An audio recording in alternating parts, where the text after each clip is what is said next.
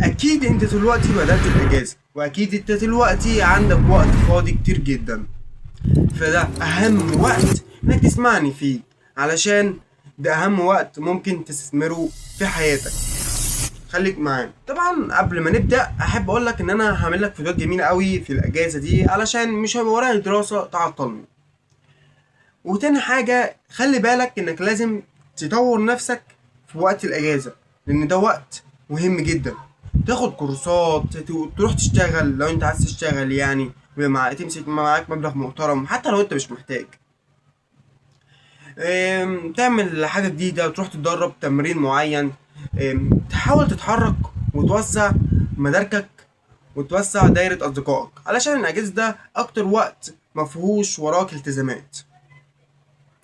ده وقت فاضي ممكن تطور فيه نفسك جسديا أو فكريا أو علميا عامة يعني، أو ماديا. طبعا العلم بيجيب فلوس، يعني لما تتعلم كورس معين ده هينتج عنه إنك بعديها تجيب فلوس، زي اللي بيزرع بذرة بيحصدها لما تكبر. تمام كده. اهم حاجه ما تضيعش الوقت ده، لان ده اهم وقت في حياتك ممكن يكون فاضي عندك. وحتى بعد الدراسه، بعد ما تكبر يعني، بعد ما تخلص دراسه عامه، مش هيبقى عندك الوقت الفاضي ده، لان مسؤولياتك هتكتر. فمش هيبقى عندك الوقت الفاضي انك تذاكر حاجه، او المذاكره تبقى بالعافيه، او تاخد كورس ده صعب عليك، او مثلا انك تروح تتمرن تمرين معين.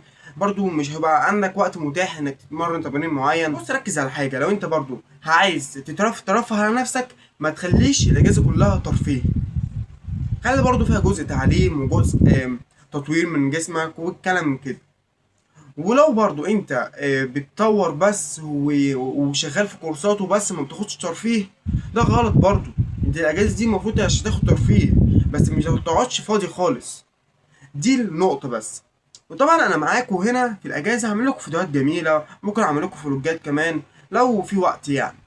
وسما ولو لقيت وقت والفيديو كده عجبني، ممكن بقى لو فكره عجبتني ممكن افكر اعملها.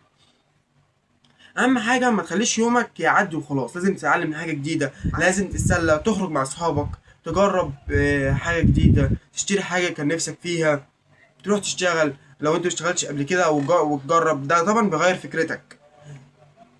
و...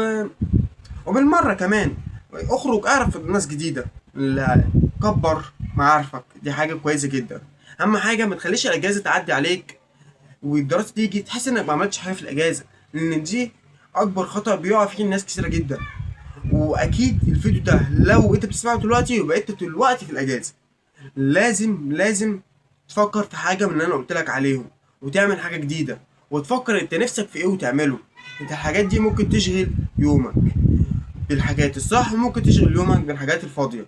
لكن انا عايزك يومك يكون متوازن، يعني نصه كده ونصه كده، يوم كده ويوم كده.